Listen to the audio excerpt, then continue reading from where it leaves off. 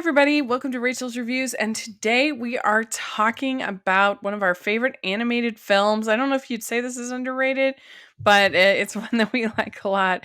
It's The Secret of NIMH. And the reason why we were talking about this is that it is its 40th anniversary. It's very Yeah, exciting. it is exciting. Hard to Yes. believe.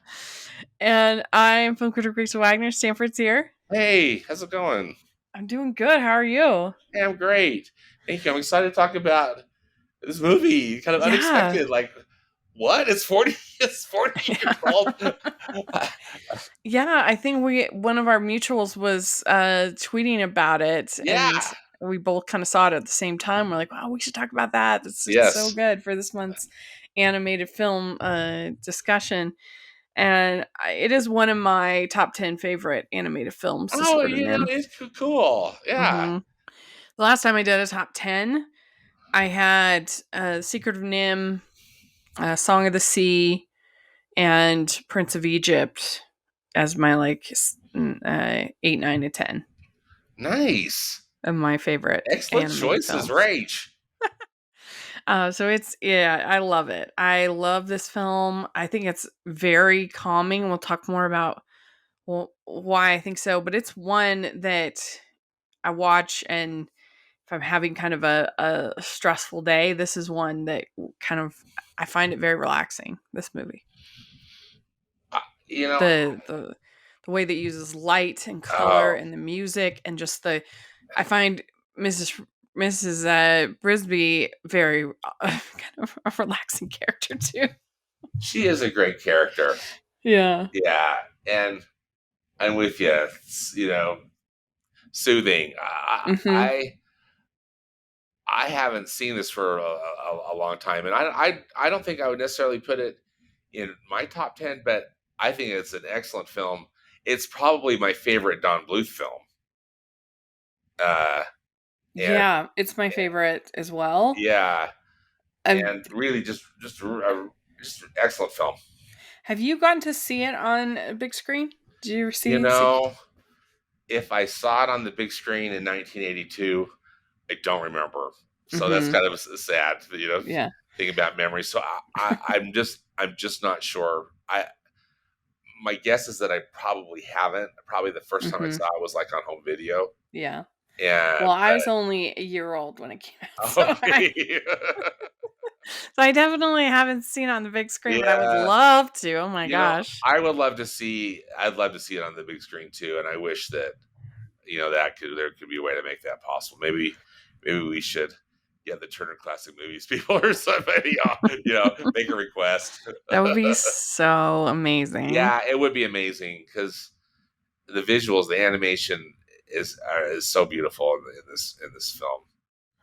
So this was a United Artist MGM. So who owns the rights for this now? That's It's what I'm not sure about that because and it was also because saying that it was like this Aurora production, which I guess was probably just the production company at the time that funded it or made it happen MGM is now owned by Amazon, by right? Amazon.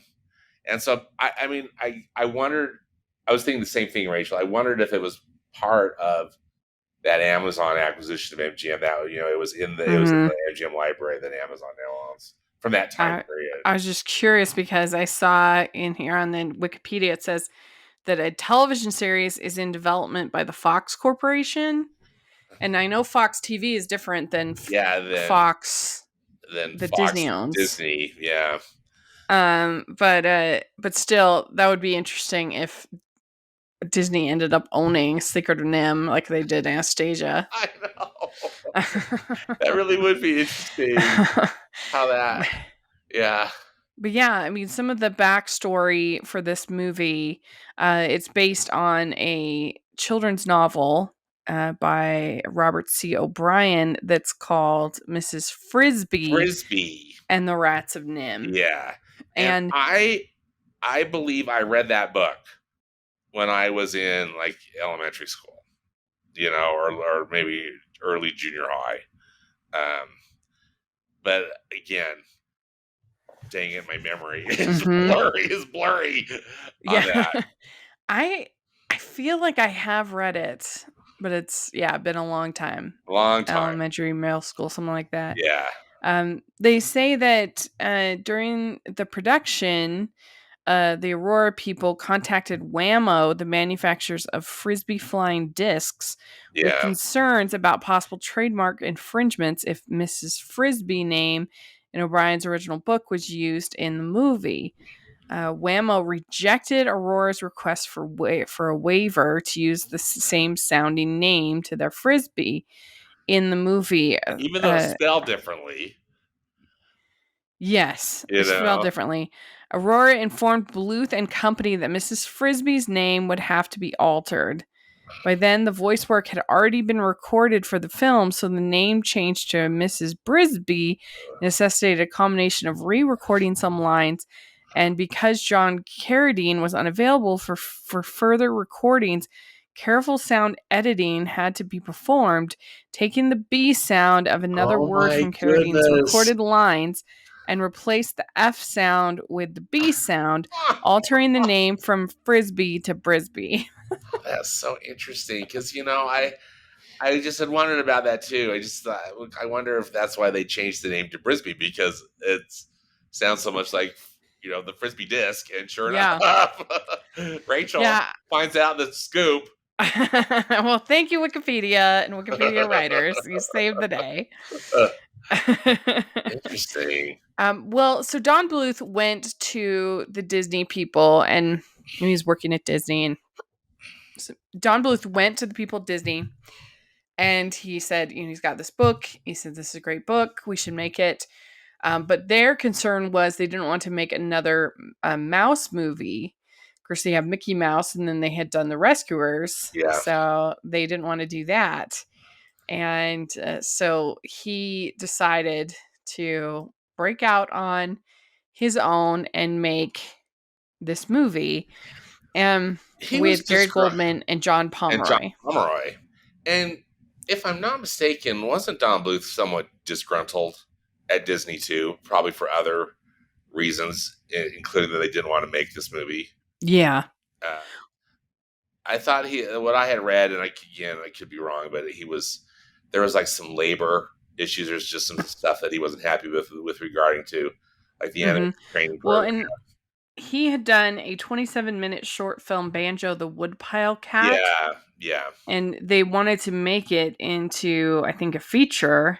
And Gary Goldman, he says that when Ron Miller rejected it, he says that pulled the enthusiasm rug out from under us. We had hoped that the studio might like what we were doing and agree to buy the film and allow us to finish the short film in the studio, which would allow us to recoup what we had spent in terms of money and the many hours that we and other members of the team had invested in the film.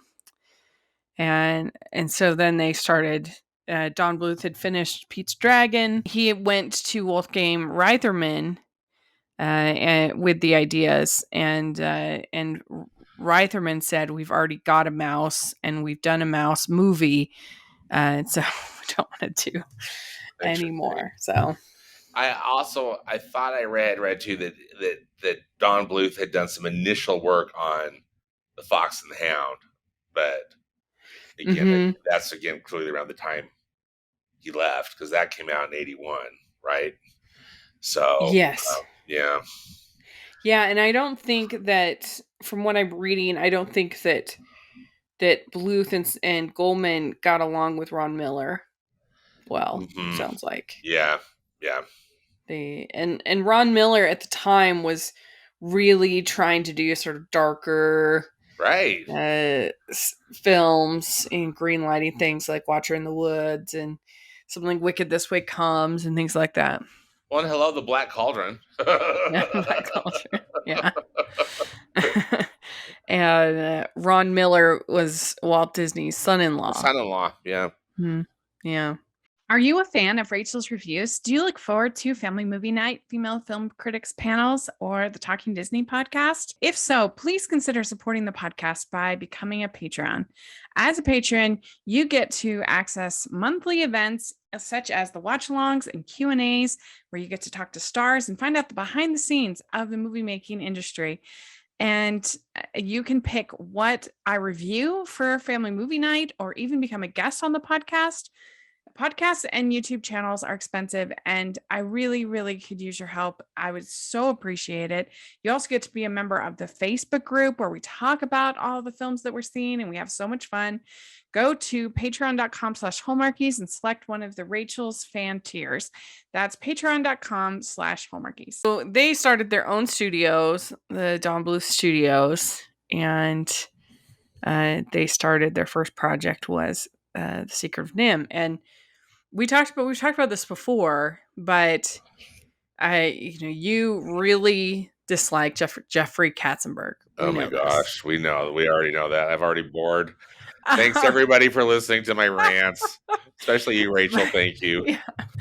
I mean, he's not like top tier person for me as well, but I'm just curious why you didn't feel similar angst at Don Bluth for I think leaving part and of it is disrupting. exactly. I think much of it was because of my age when it happened. You Mm-hmm. know, I was rather young when the Don Bluth stuff was going down, and I was just a little more older and more cognizant. You know, paying Mm-hmm. more attention to what was going on, uh, and I felt almost like I had more invested in it, Yeah. just my own fandom, basically, or just my own Mm-hmm. personal interest in it. Uh, and I just felt like I could see the results more with the Don Bluth stuff. Clearly I was aware of his work. I mean, I vividly remember seeing the Dragon's video game, you know? Uh-huh. It was it was in the local arcade. I can't remember necessarily which one, but and remember thinking it was super cool, you know? The animation of that was so interesting. It's such a cool idea. That you could kind of choose your own route and the animation would match it. Um, but anyway, but it's a very good question, Rachel. I think but I just think it was Mm-hmm. a factor of Yeah. my age and how much attention I was paying to it. Well, and it's always helped in the long run, helped the Disney company to have a rival, Oh, helped them to absolutely, grow. yeah, They had Don competition. Bluth in the 80s. They didn't have much of a rival in the 90s, but then a lot of people tried. But Well, then and in then Pixar almost like became yes, their biggest rival. so yeah, then Pixar, DreamWorks, DreamWorks. in the O's in Pixar, yes, and now there's so many Oh my goodness, rivals. there's so much stuff going on, and Yeah. Don Bluth is still in the game in some Mhm. way. You know, Mhm. he's kind of got his own little training school. I think that you can pay to join. I don't know if they're producing any films, but I was just reminded. He's done a lot. He's he's done a lot of Yeah. stuff. His filmography, is really interesting. I mean, I he had a rough period in the late, post Land Before Time. There was a well, rough the movies period. were rough, like Rockadoodle Yeah. and Well, and like the All Dogs Go Pebble to and the Heaven. Penguin. I mean, All Dogs Go to Ugh, Heaven is so weird. It is one of the ugh. weirdest movies I've ever seen. I just don't care for that movie. About a Oh, gambler who goes to hell. I mean, it's a weird movie. it's so weird. Um, but uh, but yeah, the Pebble and the Penguin, the Troll in Central Park. There was a stretch. Yeah, but then I was reminded, An American Tail, super cute, I and love that one. working with Steven Spielberg. Mm-hmm. He didn't. Don Bluth wasn't involved with the sequel, but Yeah. his imprint is really strong on Yeah. the first one. Now, Uh, I was never. Oh, sorry, you first. no, I was just gonna say of the three big Don Bluth films, do you have a favorite? So Land the Before three big Time. meaning Land Before Time, American Tail, Secret of Nim. Secret of NIMH, and I don't know if we'd throw Anastasia in there or not, but I think you're right. Those Yeah. these are those three. I definitely for me Secret of NIMH. Yeah, me too. Land Before Time. I mean, I clearly was never the I wasn't the target audience when it Oh, came yeah, you out. don't like dinosaurs. I mean, I hate dinosaurs, and then it was I saw it. I remember I saw it Land Before Time, and I just was just like I couldn't wait for it to be over, just because everything was like everything, like little baby dinosaurs in peril, and all these little That tropes that makes I hate. I don't know what that makes me laugh just that you hate dinosaurs. I think Imagine it's funny.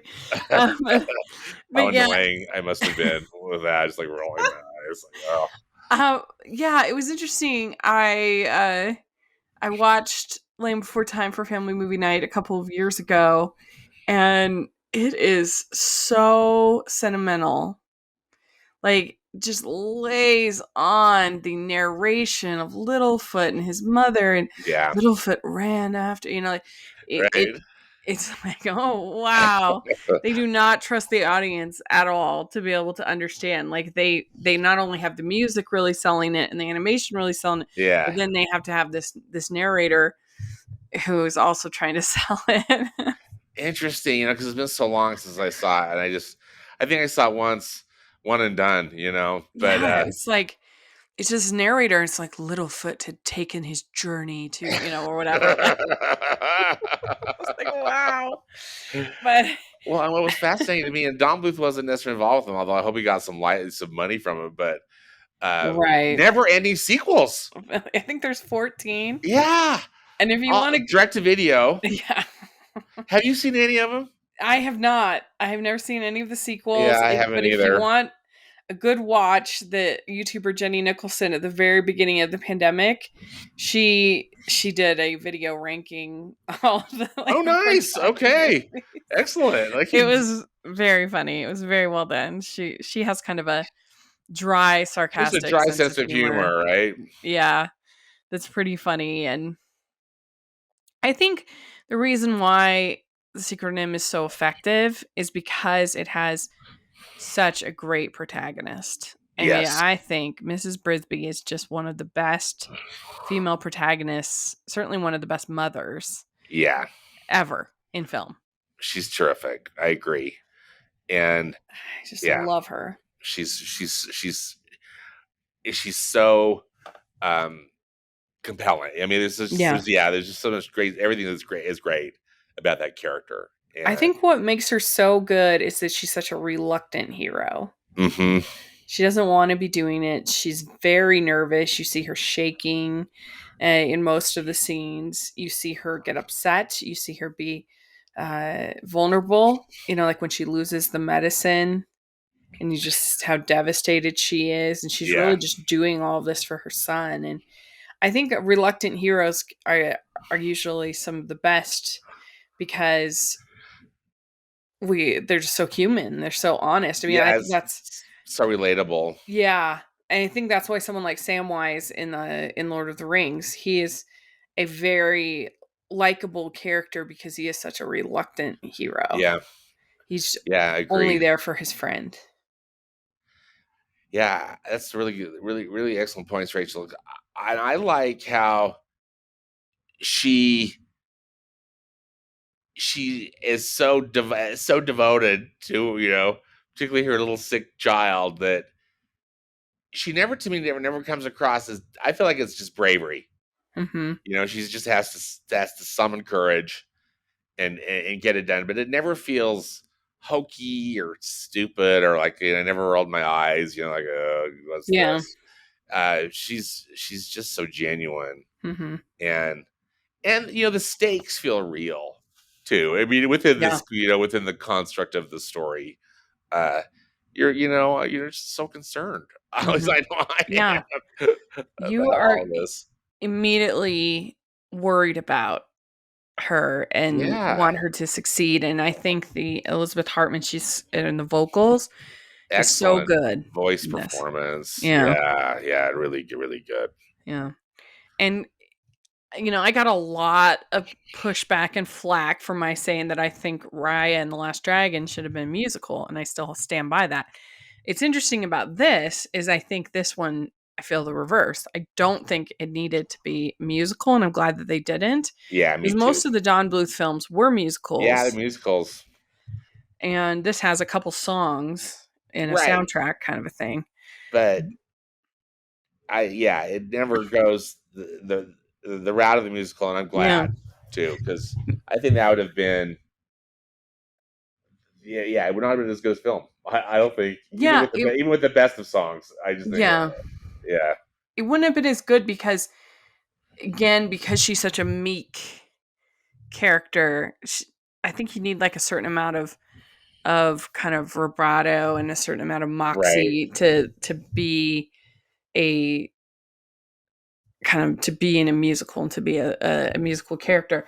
I mean, again, in my defense of why I think that Raya would have been better is because I feel like she has that, and there's all the spots in the movie perfect for songs.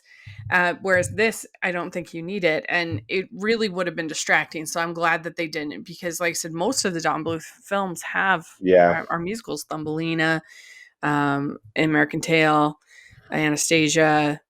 All of those. All Dogs Go to Heaven. yeah, They all have songs. yeah, songs.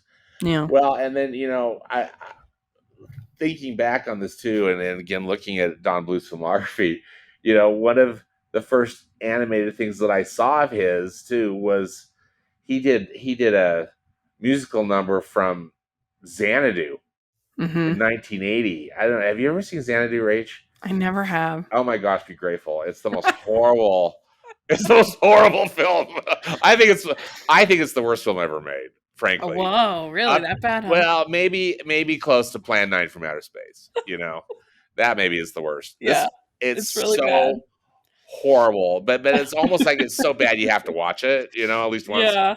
But there's this animated sequence, that's furthering the love story in the film, and it's a Don Bluth. Oh my You gosh, know, I it, didn't realize that. yeah, That's there's a Don funny. Bluth music. Yeah, I bet you we could find it on YouTube and to show the music video. But Don Bluth's got such a distinctive style. Sometimes I like it, and sometimes I don't. Mhm. I definitely like it in Secret of NIMH. I just think it's just kind of, and it's interesting that clearly this, they were maybe many of them had already worked together at Disney or on other projects, but.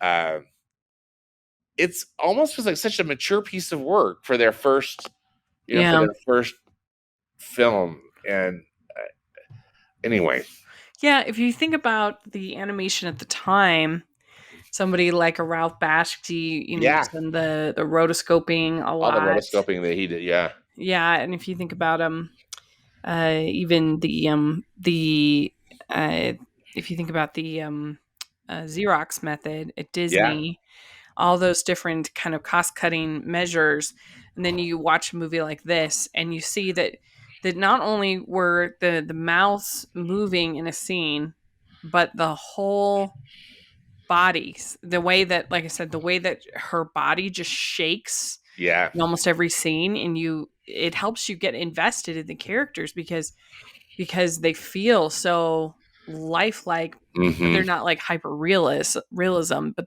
right. they're just so vivid. Oh, absolutely. The eyes are so well Mhm. animated, and yeah, I know I'm with you. Mhm. And, again, I love the music from Jerry Goldsmith. I think it's great. Oh, it's a beautiful soundtrack from Mhm. Jerry Goldsmith. Yeah, I love a real plus. Yeah. And she starts out going to Mr. Ages to try to get some medicine, and he says that they cannot move her son Timmy. Timmy has pneumonia. They can't move him for 3 weeks, but moving day is coming. And then we have her meet Jeremy the Crow, voiced by Dom DeLuise, Dom who would be, DeLuise is kind of comic relief. yeah, and he's in almost all of the Don Bluth movies. He's not in Anastasia, but he's in a lot of them. Yeah, yeah, And what exactly. do you think of Jeremy as comic relief? It's good. Mhm. It's again, a bit, possibly a bit cliche, but there's there needs to be some comic relief because it's so it's so serious. Mhm. So he's not only comic relief, but he's also useful. I mean, he's definitely part of the story. So I like him as, and I think that Dom DeLuise gives a good vocal performance with it too. Yeah, I mean, I think maybe we get a little too much of him sometimes. We could. Yeah, no, that exactly, and that I know also happens. I think sometimes with comic relief in some of these Mhm. films, for Yeah. sure. But So she finds out that the plow is going and is gonna take out her home, and so without really missing a beat, she's I've got to stop that plow, and she figures out a way to get it to stop, and that's just the kind of character that she is. she just gets it done. Yeah, she'll take on a giant plow, this little tiny mouse, without questioning it. Yeah, And then they even after doing this, they tell her to go to see the great owl, and she says, "But owls eat mice," and uh, they say, "My child, show a little courage," which is a theme of the movie. Gives theme of you the movie. courage, courage, and a pure heart. Hmm.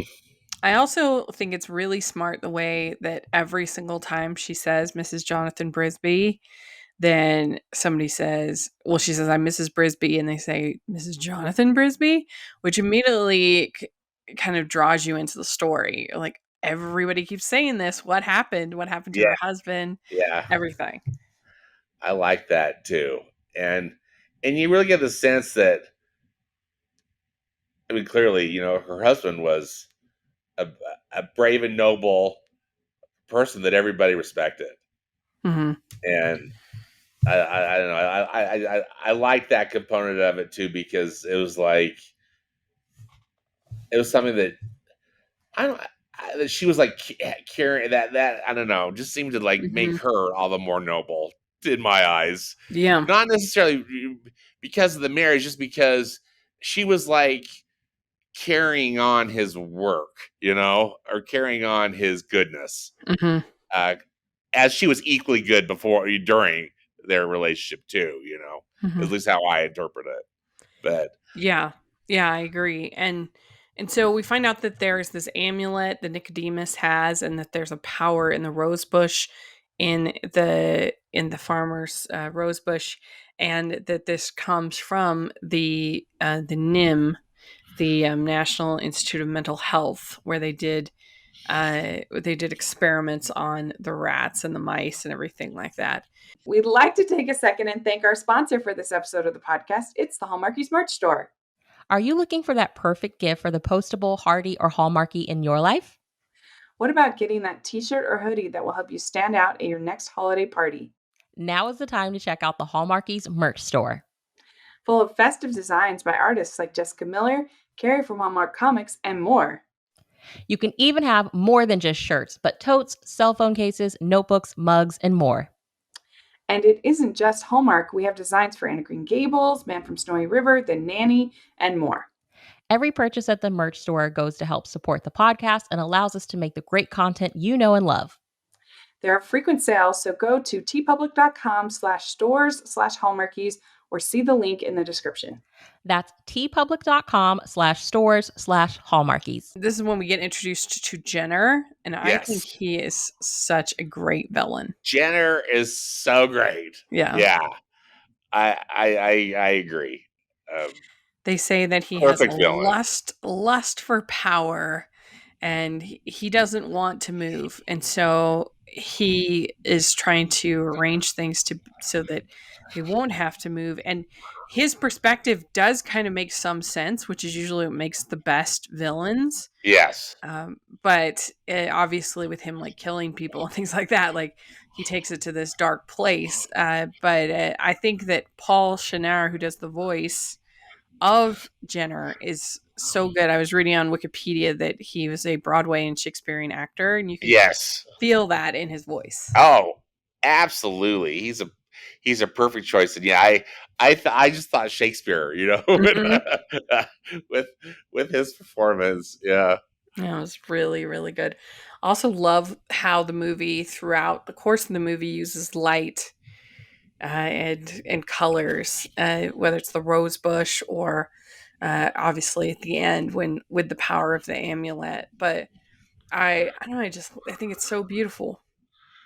The animation in this movie is gorgeous. Mhm, The backgrounds are spectacular. I mean, they're just, these gorgeous paintings, and mhm, it's just 2D animation at its best. I think uh, throughout, there's not like one scene where I thought, oh, that maybe looked a little like they cut corners or mhm, something, or they. I think I just to me it seemed like every shot and every background uh, was really beautiful mhm. Yeah. in its own way. Even when they're like underground and stuff, it's just you said they do such interesting things with the lighting and the color. Just really a delight to look at. Yeah, and then we meet Justin, and he is Yes. the captain of the guard, and he's very, very charismatic Do and you think charming. Justin and Mrs. Brisby like get together? I think so. I think that's definitely implied. Yeah, I think it's a fun. If there's anything, I kind of wish that they had gotten together before the end. I mean, that was so it wasn't implied. Like we Yeah, knew, because and I think he's a great character too. I think. yeah, he's really good, and and she meets with Nicodemus, and he shows her the magic book, and we find out that Jonathan was the one who made it possible for the rats to escape the terrible cruelty of Nim, and that he Of was the Nim. killed while Yeah. drugging the farmer's cat. Yeah. And Sad. it is. I mean, this is a pretty intense movie. That, but I don't remember having a problem with it as a kid. No, I don't either, and I remember the book being intense, as I recall. But again, I don't, I'll have Like to there were reread it. definitely movies that scared me as a kid. Like I remember being pretty scared of The Wizard of Oz. I remember being scared of Pinocchio. I Oh my remember gosh. Return to Oz was Ugh, terrifying. terrifying. I remember The Rescuers. Madame Medusa really scared me. So there were definitely those movies, but this was not one that scared me. And I think maybe part of it is just the light and the hope and Yeah, especially kind of leaves you on that note. right. Yeah, and I felt the same with this rewatch too. Uh, that just the tone of it doesn't ever really get too. I mean, it's a dark enough story that I hand it to both how the story people on this Mhm. as well as how they chose to animate it. Not Yeah, just well, it's and scary. I mean, it's kind of exciting, but yeah, I didn't think it was ever that scary. yeah. Well, Jenner says that the Thorn Valley plan is the aspiration of idiots and dreamers, and the and Jenner thinks that they instead should stay and basically go to war with the humans. But he agrees to do it. But he's like, wink, wink, wink. We're gonna have an accident. Right. um, and and then this one she meets with Nicodemus, and she seems to not know what actually happened to Jonathan. You can Right. see the expression on her face when she realizes what happened. What actually happened? Yeah. Yeah, that the rats were captured, sent to cages in a place called Nim, were tortured. 20 rats, 11 mice given injections, and that's probably the scariest part. That and the whole sequence with the moving sequence is pretty intense, at least. But Agreed. yeah. Um, all the mice were blown away to their deaths except for Jonathan and Mr. Aegis, and that's when Jonathan died unlocking the door and poisoning the cat. And so then Nicodemus gives Mrs. Brisby the amulet, and he says, "When worn by one with a courageous heart, the stone glows red. Courage of the heart is very rare." So I that's a beautiful kind of sentiment, I think. Oh, I agree, and I love how the amulet is drawn too, Me and I too. love how when we first get introduced to it, how you see the reflection of Nicodemus's face in it, and anyway, it's really, hmm to me, very appealing. Yeah, I agree. It's so beautiful, and especially once she actually uses it in the Yeah, light. then holy cow, yeah, I know we'll It's get there, so but good. it's so great, so Yeah. satisfying.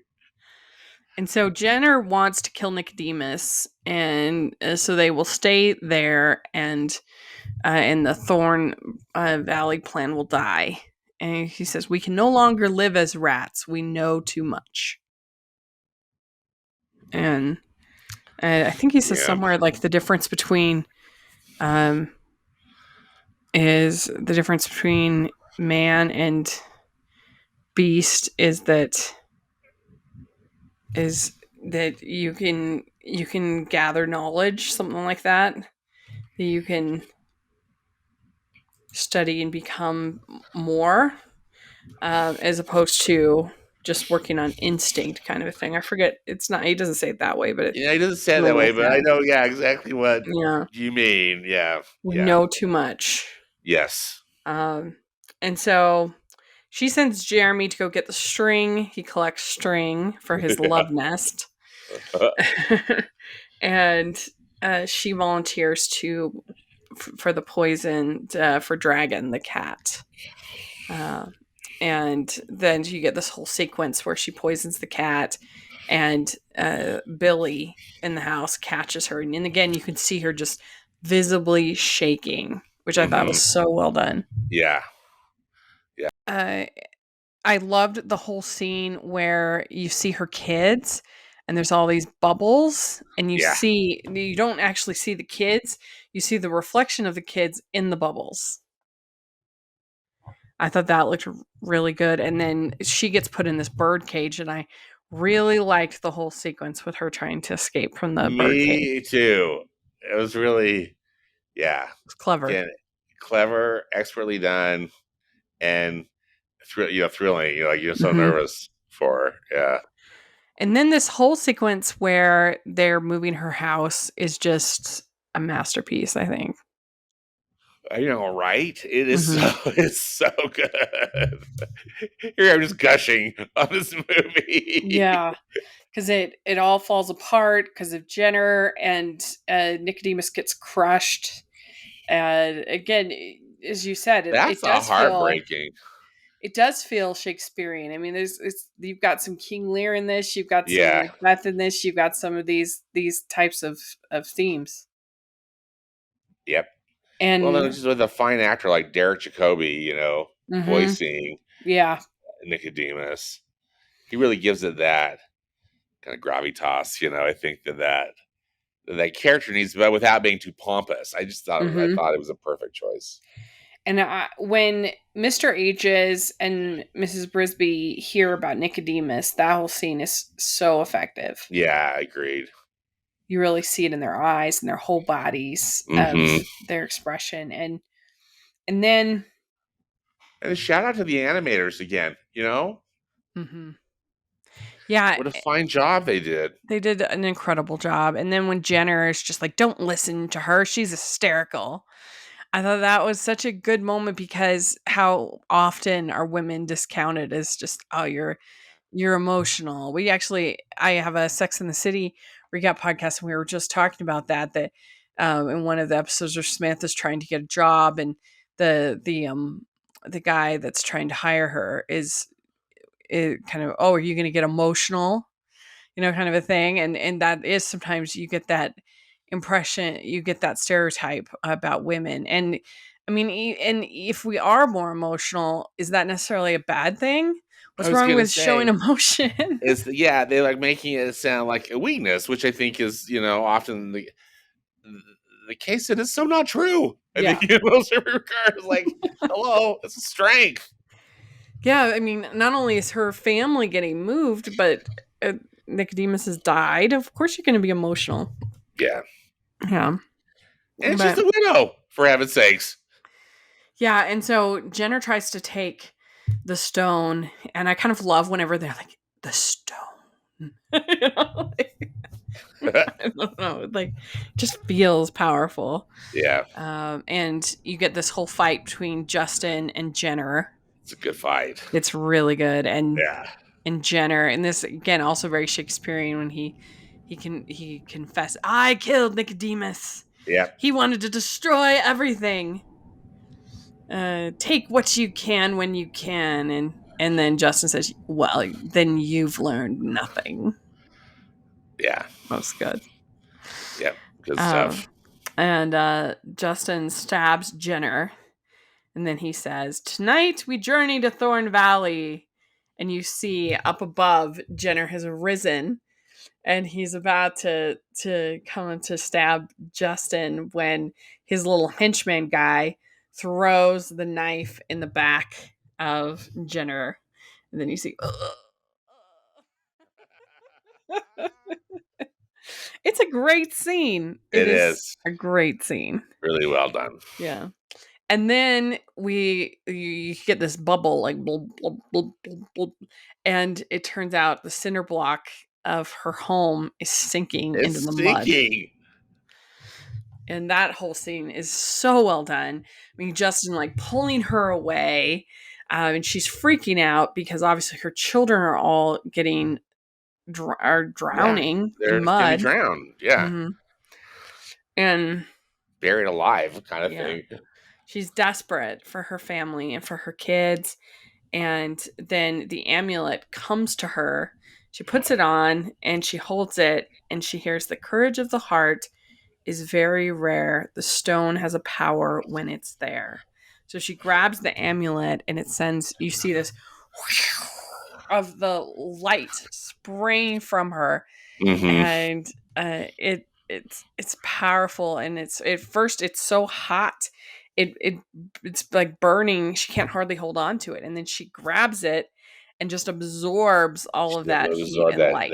energy, and it's so well done again too. You know, Yeah, the way that it's animated. I love the artistic choices that they made. I think it's one of the most beautiful and effective scenes in an animated film. It's a great one. No It's question about it. really, really good. Yeah. So then she brings the house up, and then the exertion of it makes her pass out. And then you see Jeremy coming with all of his string for his love nest. Right. And then there's a girl bird. We meet this girl bird that Jeremy is And hanging out with. you've got the little kid that says, "Look, mommy, it's another turkey." Yeah. So Justin has the amulet, and the rats went to Thorn Valley. So that's how it ended. And Happy ending. yes, and I agree with you though. It would have been. I don't know why she didn't just go with them to Thorn Valley. I guess she would have been the only mouse, but still, her and Mr. Exactly. Aegis. Yeah. So yeah, I love this movie. I think it is really, really, really good. One of my top 10 favorites. Voice work is great. I love the animation. The story's really good. So yeah, I mean, I would give it a very high score. But yeah, so it was really fun to talk about it. Thank you for doing Oh, this. thank you again for always bringing these great films into my life, and it's so fun to be reminded of this one and just how Mhm. good it is. Yeah, I think we both give it thumbs up on Yep, this one. absolutely, absolutely. Well, let us know what you think if you've seen this movie. It's all over the internet for free. You can Yeah, watch I it. watched it for free on YouTube. I had to watch it with some ads, but big deal. Mhm. You I know, watched it on Tubi, and yeah, so there were a few little ads, but yeah, it's all over the place. So definitely check it out. I think you'll really enjoy it, and let us know in the comment section what you think. We'd love to hear, or on Twitter. And Stanford, where can people find you? On Twitter, I'm at Stanford Clark, and I have a movie podcast and blog at moviespastandpresent.com.